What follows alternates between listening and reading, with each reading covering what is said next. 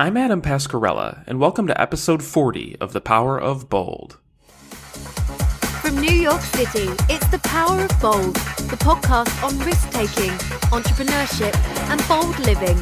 Join us as we interview world-class performers, analyze life-changing books, and gather actionable insights to help you achieve your goals. Here's your host, Adam Pascarella. Hey everyone, welcome to episode 40 of The Power of Bold. I'm happy that you're here to join me as we discuss risk-taking, entrepreneurship, and bold living. For this episode, I'm pleased to bring you my discussion with Ryan Berman.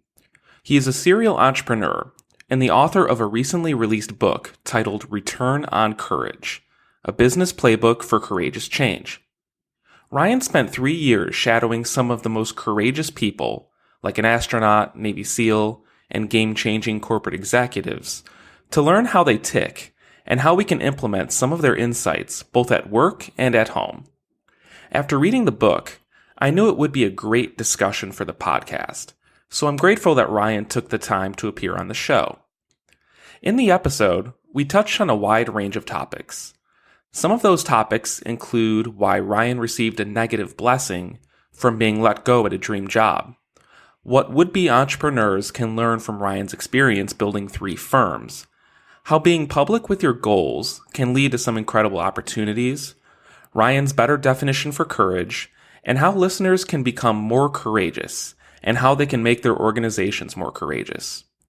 It's a great conversation, so without further ado, here's Ryan Berman. Ryan Berman, thanks for joining me on The Power of Bold. What's up, Adam? I think you're in New York, right? New York City? I am in New York City, that's right. And you're in sunny California. Yeah, I don't know if that plays well with your viewers because it's like the polar vortex part 2 across the country right now, right? Exactly. And it's February 11th. We're certainly not out of it yet. So pray for us. Stay warm. Stay warm. Yeah, well, I found your book to be just an awesome look at how employees and corporations can really be more courageous in the marketplace. And this sort of topic is especially relevant for this show and for my listeners. So I'm really happy to have you on today. I'd like to start by asking you essentially what led to your thinking about courage and what led to you writing the book. And specifically, I'm thinking it would be interesting to start by talking about getting let go from your job in the advertising industry. Now, there are many people who have found a firing or layoff to be a positive catalyst, and what comes to mind is Michael Bloomberg. He really made something out of that. But there are many others, including yourself, who have done the same. So can you bring the listeners up to speed about your experience in the advertising industry and why you were let go? Yeah, sure. I mean, I started working in fact, in New York City in 1998. So now looking back at it all, it has been almost 2 decades of being in the creative business. And that's how I describe it. I think advertising and branding are just part of the creative business. And usually what I've learned is that business people don't totally get the value of creativity. And that's what I call my superpower. And I think creative people sometimes haven't figured out a way to apply it to business. And so, Adam, I love the fact that you're doing what you're doing because I think it's a perfect fusion of those 2 universes. But, you flash back to 98, like many people, it was like Maslow, right? Just trying to get a job and get in. And I was fortunate enough to land at a 700-person creative agency. The name back then was called Messner, Viteri, Berger, McNamee, Schmetterer. I think you had to pay the name to get the job, right? So I think the big joke was, is that a business card in your pocket, or are you just happy to see me? That's good. And I got the job and started to work my way up at the company. And actually, all I really wanted to do was to be a creative. But it took me 4 years to get into the creative department. So I worked my way up on the button down and khaki side of the business before I ever got a chance at the jeans and t-shirt side of the business. And immensely loyal. You think about staying in a company now 7 years. And I felt for some reason that I was fully fulfilled on being loyal to this one company. And you can imagine 7 years into it, a new executive creative director came in, may or may have not known my name. I know we certainly hadn't worked together, and he fired me, let me go. And I was pissed. I mean, I was upset. You're given 7 years of your life and you commit to this one company, and you're upset when someone who's been there a month deems you unnecessary. And so I was sad and I was hurt as well, and all the other emotions. But, and this is covered in the book. I mean, I am beyond grateful now looking back at that moment. I call it my negative blessing, because without that negative blessing of being let go, I'm almost positive I don't fall into the entrepreneur path. And I'm almost positive I don't move to San Diego, which means I'm almost positive that I don't run into my wife and therefore don't have my 2 little baby beautiful kids. So without that moment, almost everything else, we're certainly not having this conversation if I'm just coasting away, collecting dust in this company. And I'm not saying that I was lazy or content in any way, but I'm now beyond grateful for the experience to work at one of the most premier agencies on the planet. And it gave me the confidence to start my first creative agency called Fish Tank.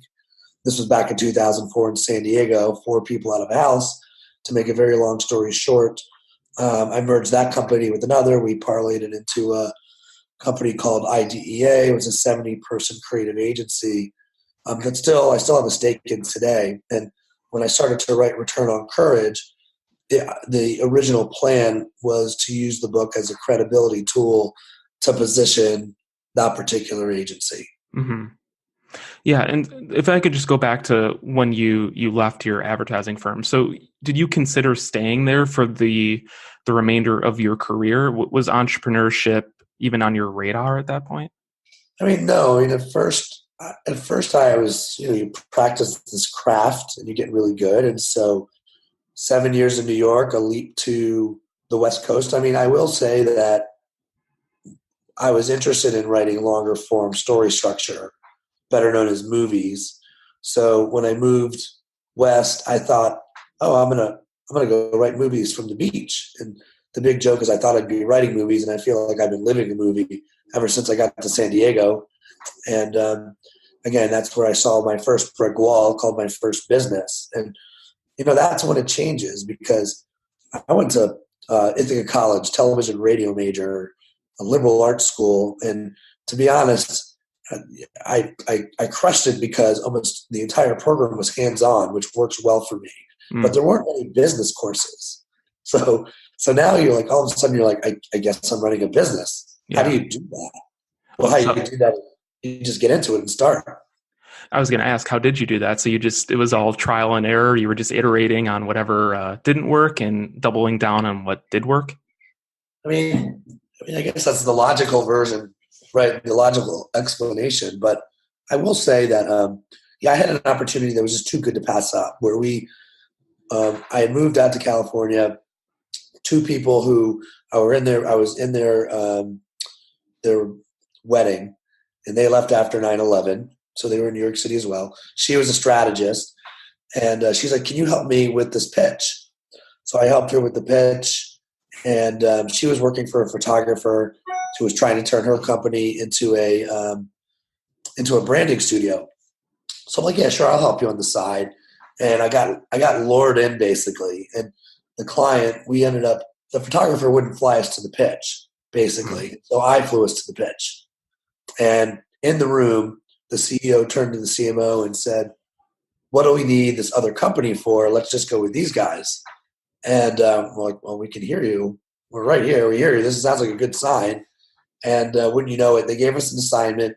The CEO pulled me over, said, "If you nail this assignment, we'll give you the whole business." And so next thing you know, we resigned from the photographer's place and we move into my partner's house. And that's how Fish Tank was born. And so again, I think the big lesson first is, if you can set the opportunity, you have 2 choices. You can recognize that there's an opportunity in front of you and just be comfortable enough to know you're not going to know all the answers.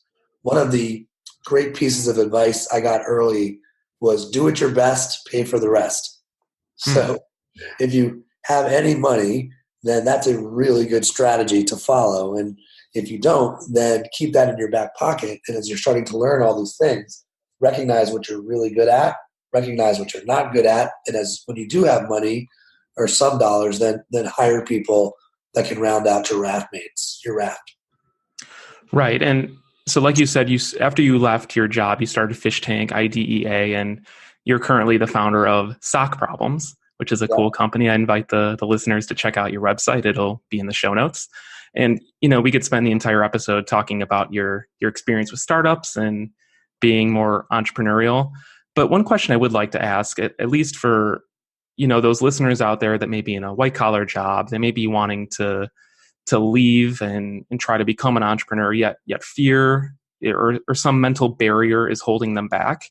What would you recommend for those people? Now, I guess it was easier for you because you didn't really have a choice. They let you go. But for those people that can voluntarily go but aren't pulling the trigger yet and they want to become entrepreneurs, what would you say to them? I would say that if you're having the conversation with yourself that even you're unhappy, or you think you have this idea that you just have to do and you're afraid to do it, do what you can to take the emotion out of it and recognize that that's a data point, that maybe you should take action on it. Now, Adam, you've read the book, you've read Return on Courage, so you know my definition of courage, and I think this is a good time to share it. And I was really disappointed with the existing dictionary definition of courage, which is the ability to do something that frightens one. Well, right. I don't know anyone who really wants to do that. I mean, it's like, please take a step forward. Most people are taking a step back. So I wanted to come up with a definition that had some utilitarian value. So my definition is knowledge plus faith plus action equals courage. And it has to be all three levers. In business, you're never gonna have every bit of knowledge you need to make a call. And if you wait, you're gonna get passed. So that's why we need faith. And so, and most people have some knowledge. They feel their idea is viable, but then the hard part is the leaping. It's the action part, right? So the irony is 2 of 3 in any direction is not courage. Knowledge and faith without action is paralysis. I imagine many people listening to this probably have gotten to that place where it's time to leap. They know it's the right thing. It feels good. And they just can't take action. And that's the big part, is taking the action and trying and failing, or trying and not failing, but seeing that that's the data point and learning from that moment and keeping moving forward. Mm-hmm. In the book, you say that action, at least for you, is a little bit easier compared to other people. You're the person that is willing to, have a bias for action and not sit back when you want to do something. But I guess for those that are naturally inclined to be a bit more passive, do you have any workarounds for them or tips that can, increase the odds that they do actually act? Yeah, I would say, again, if you feel like, some of this is going to sound grandiose, right? So I'll give a really macro and a micro. And the big is, I always say that courage is regret insurance. If you look back at it all and you're like, I'm going to regret that I didn't try this, that's a problem. You're like 40 years from now, if you really think you're going to regret that you didn't really take a cut, you didn't go to the plate and really try it, that to me, that would give me enough knowledge to know, okay, let me put a plan in place now to at least try. And I think that brings us to the micro. Courage is not a careless thing. It's a calculated action, right? I always say courage always starts with knowledge.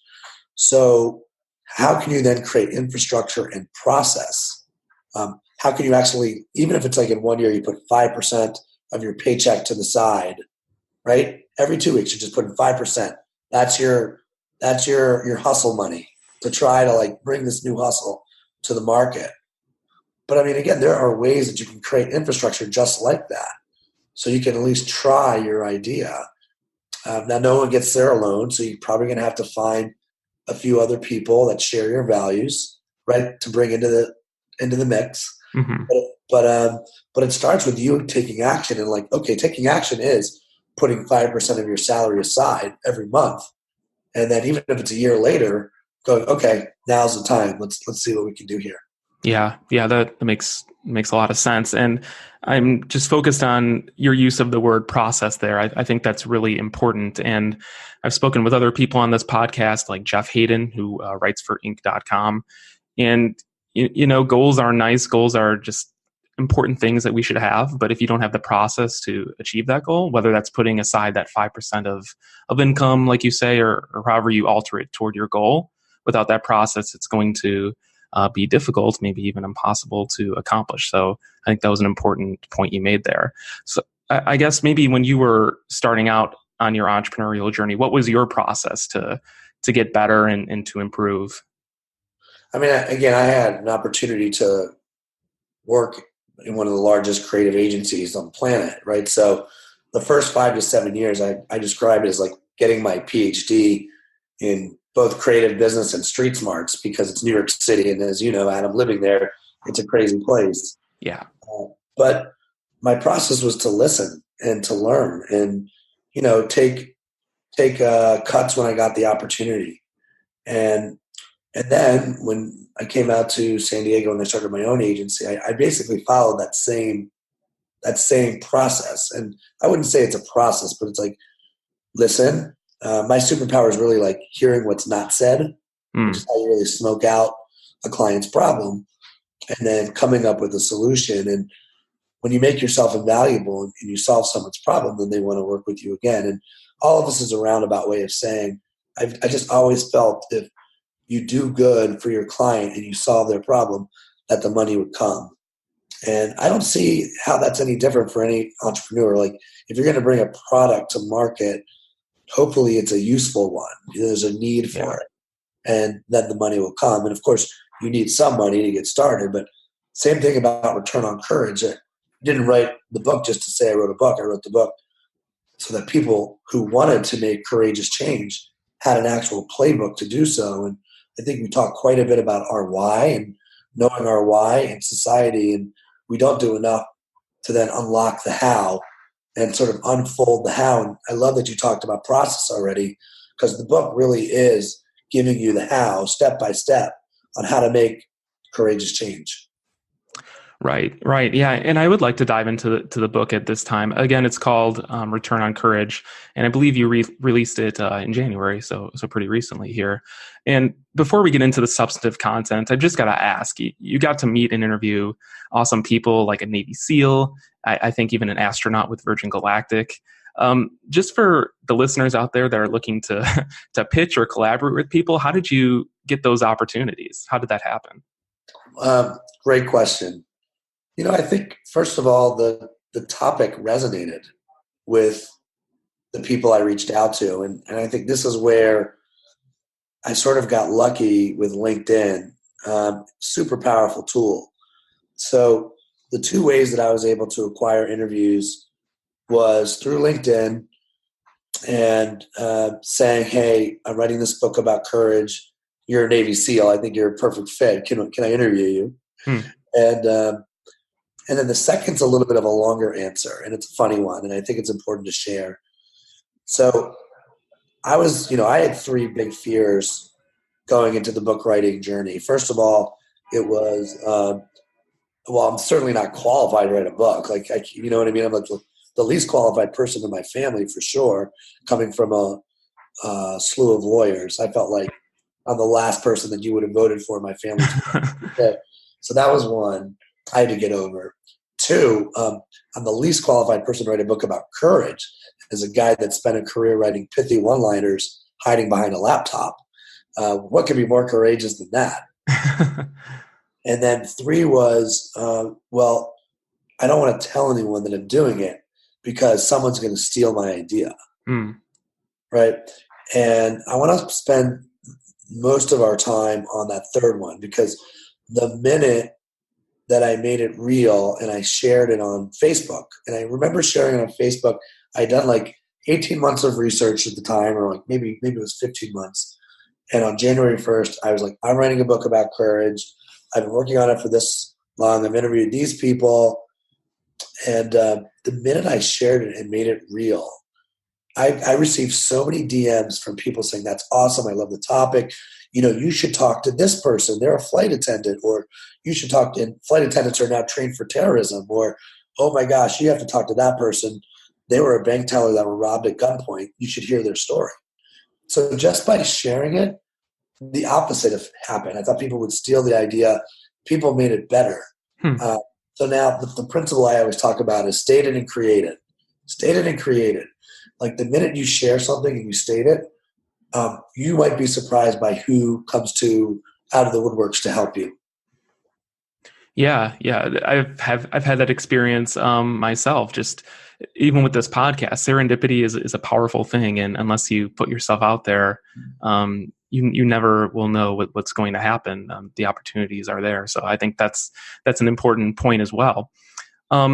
So if we could just talk about this idea of return on courage, that's the name of the book, obviously.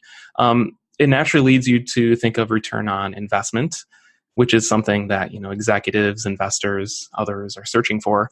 Can you just explain what return on courage actually is and why listeners should pay attention to it?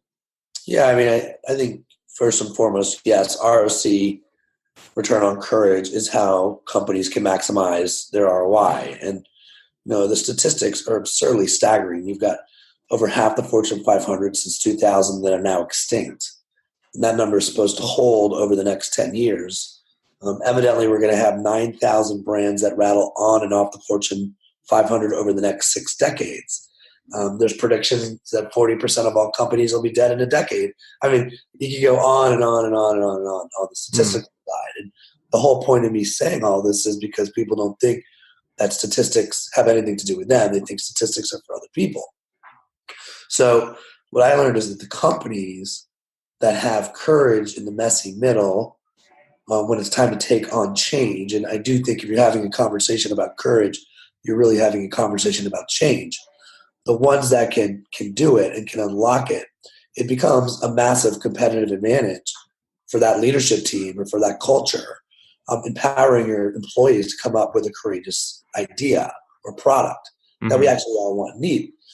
And if you're looking to start a startup, same thing. It takes courage in that messy middle. You're at your job and you're thinking about leaping, but you're scared. And what I learned is that we're actually wired to fear change. It's an evolutionary reality. When I talk to Nicholas Alp, who's a Cambridge PhD and a fear expert, he says we can't get rid of the archaic layers of our central nervous system.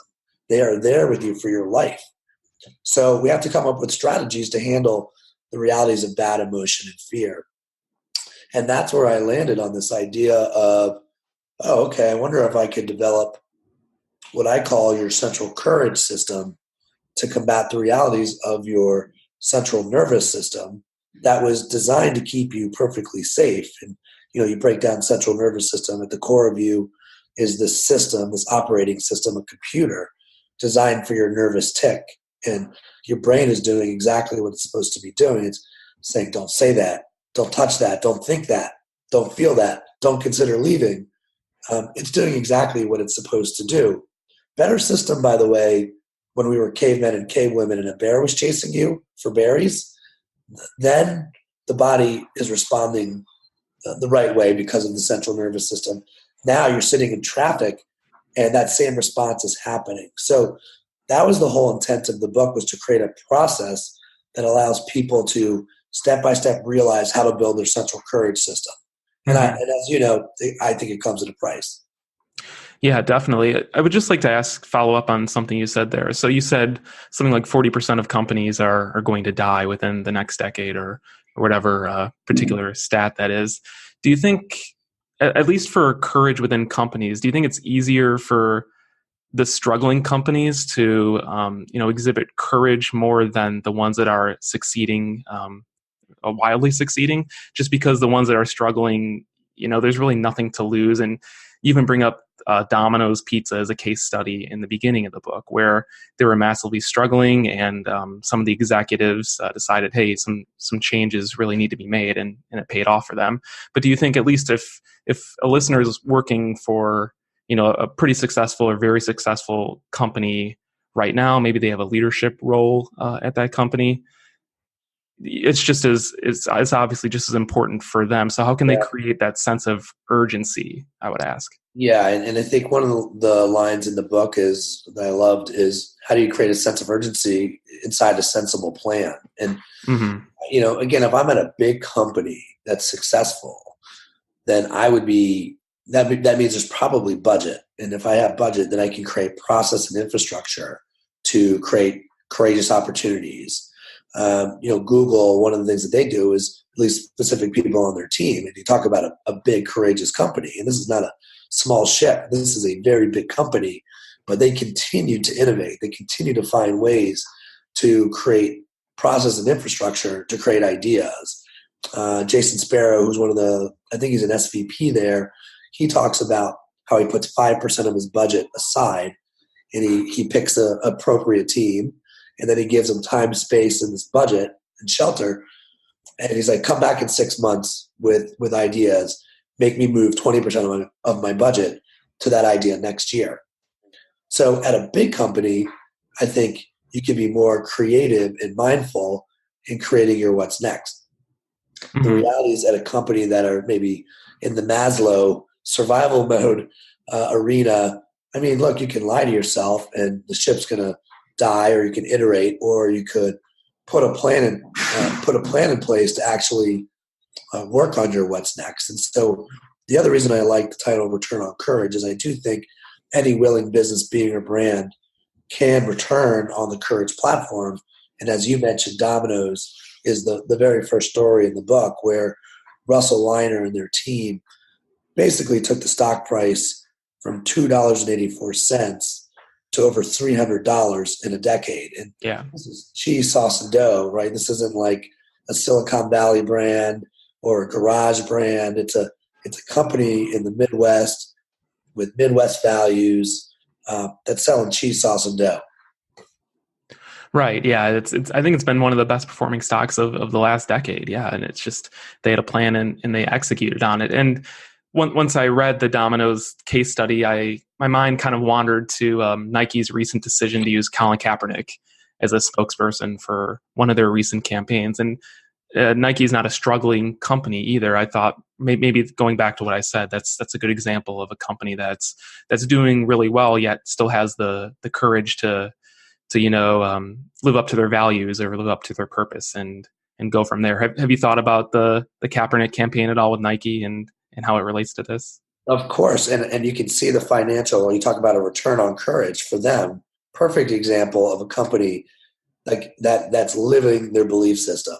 They're living their values. That is not out of the ordinary for Nike, right? I mean, that's the company we all know and love. And I always find myself saying, if you don't know what you stand for, you never know when to take a stand. And I think it's very clear that Nike knows who they are, and they're not afraid to alienate specific people to talk to their people, their customer. They're not trying to be all things to all people. And again, when you talk about courage, you're talking about making choices. The number one core value at my company, Courageous, is sacrifice. And we're going to make our partners make choices, because if you don't, you're going to try to be all things to all people, and your message is going to be watered down. Yeah. Yeah. And in the book, you also talk about this 5-step process to build up your central courage system, like you say, and it's an acronym called PRICE. It's prioritize your values, rally believers, identify fears, commit to a purpose, and execute your action. And I invite the listeners to check out the book if they want to get into the really fine details about that. But can you just briefly explain how you came across this acronym and how listeners can do their part to implement that in their jobs? Yeah, again, I never thought I'd be that person with a method, and here I am. But again, like I said, I had the opportunity to get quiet for 3 years and go listen to some amazingly talented and smart people. And, you get to sit with the global head of marketing at Apple, or people at Amazon, or founder of Method Soap, or the president of Domino's, or people at Zappos, and you start to see commonalities and realize, oh wow, these companies have total clarity as to what they're about. And I think when you have clarity, you can make choices, and you're driving the change you're looking for. You get to call the shots.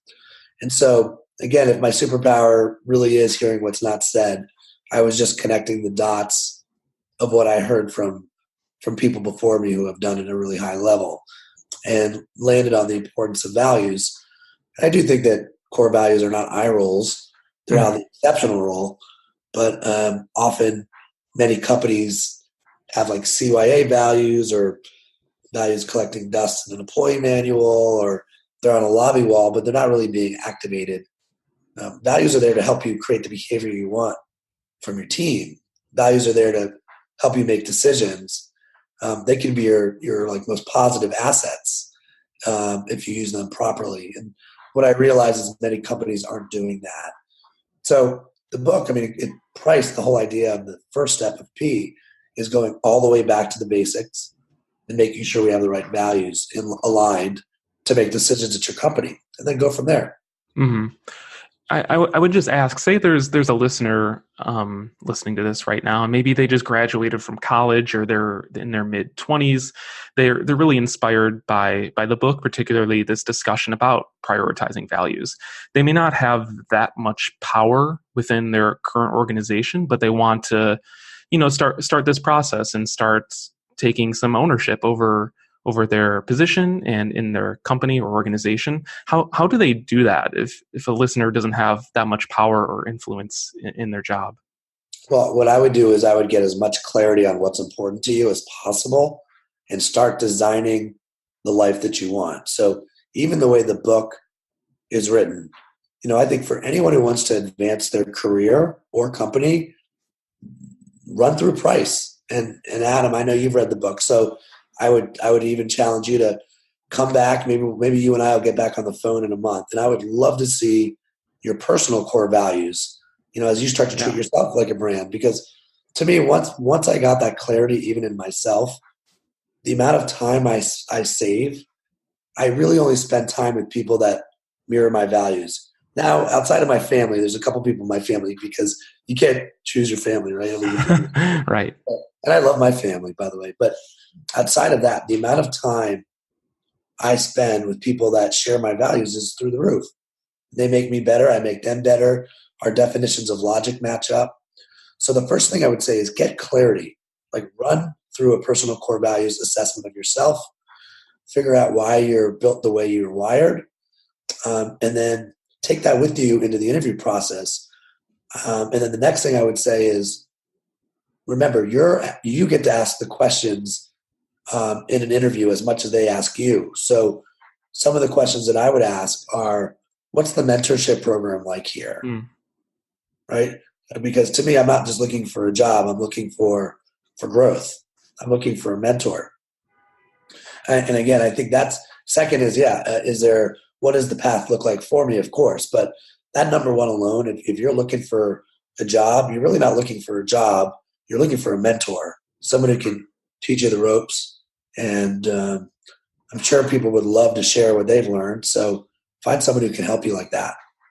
Yeah, for sure. And then when you are in that job, when you're maybe 6 months, 12 months into that job, you would recommend these listeners that are interested just maybe work with that mentor or find some allies within their company to start, trying to execute on some of these ideas. How do you go about approaching that? Yeah, I mean, I think you have to be a little bit vulnerable. Yeah.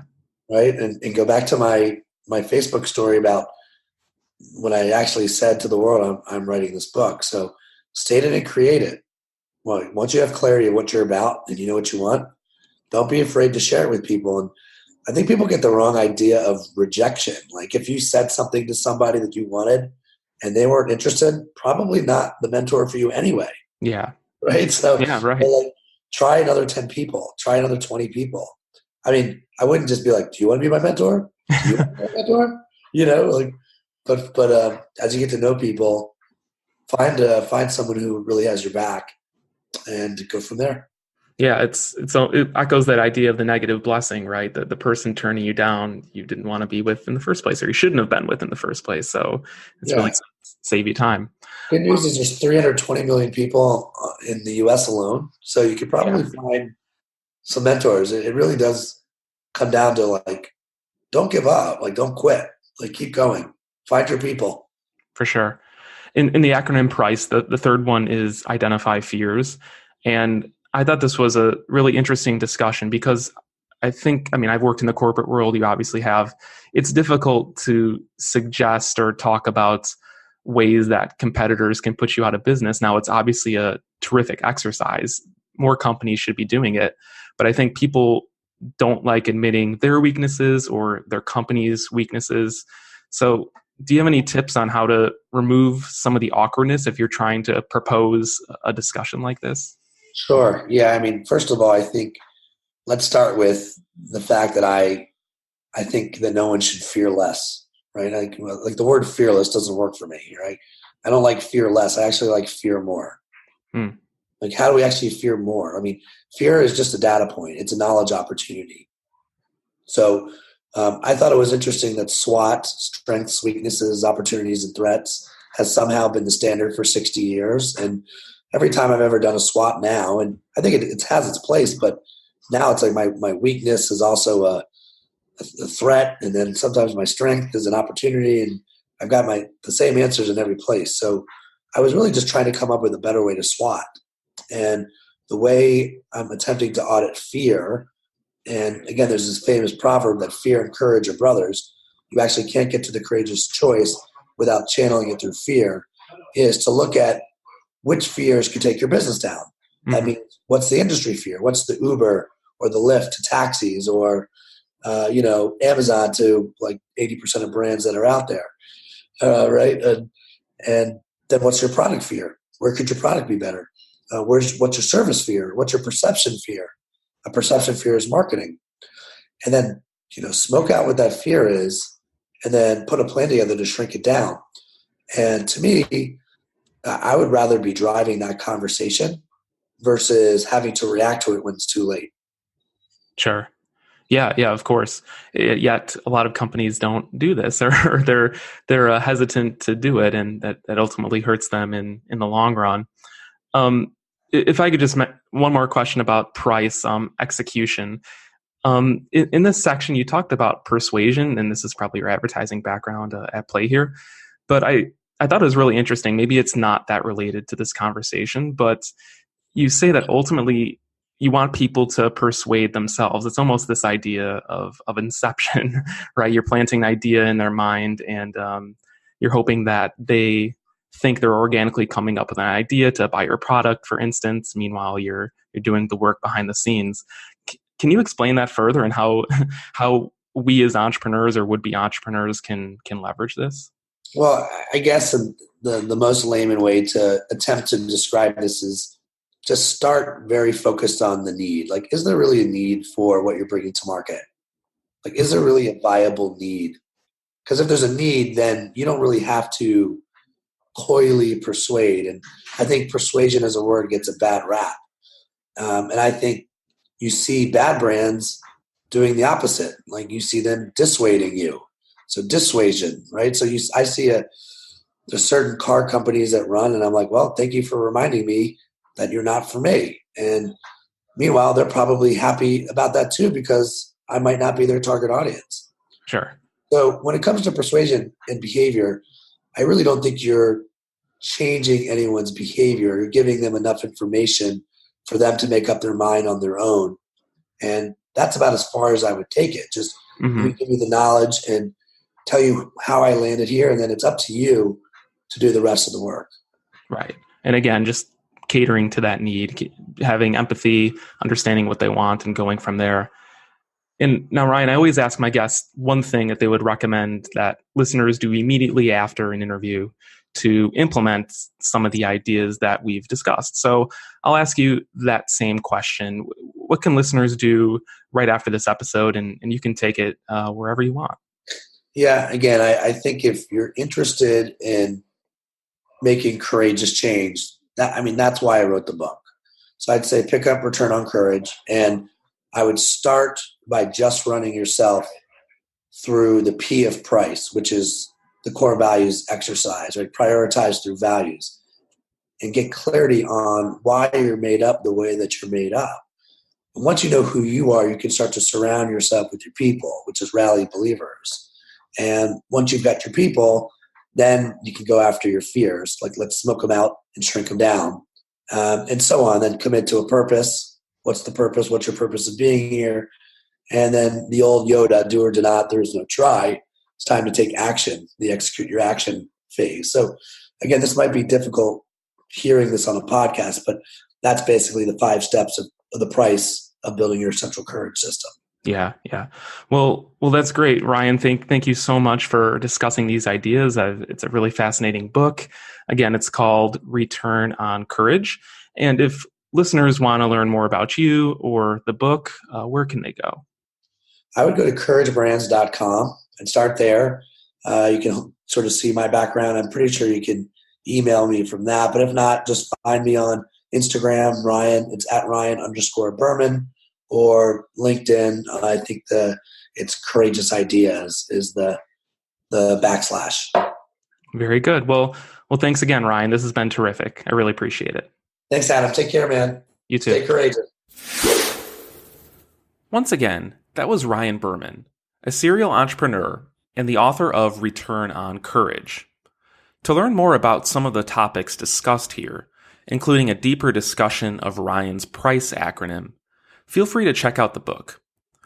Whether you want to be more courageous yourself, or if you want to help your company reach the next level, Ryan has some great insights on how you can make that happen. Before we go, just a quick heads up. I'm wrapping up an online course on starting a podcast, so if anyone is interested in early access, let me know. The course has several hours of lectures by me that can help you podcast without wasting your time. If you'd like early access, email me at adam@thepowerofbold.com. So that's it for this episode of The Power of Bold. As always, I'd appreciate if you can leave a review on Apple Podcasts if you're liking the show. Every review helps others discover the show. Thank you in advance. With that said, take care. Thank you for listening to this episode of The Power of Bold. For show notes and a transcript of this episode, visit thepowerofbold.com. Feel free to get in touch by visiting our Facebook and Twitter pages. And don't forget to subscribe to the podcast on iTunes or Google Play. We'll see you next time.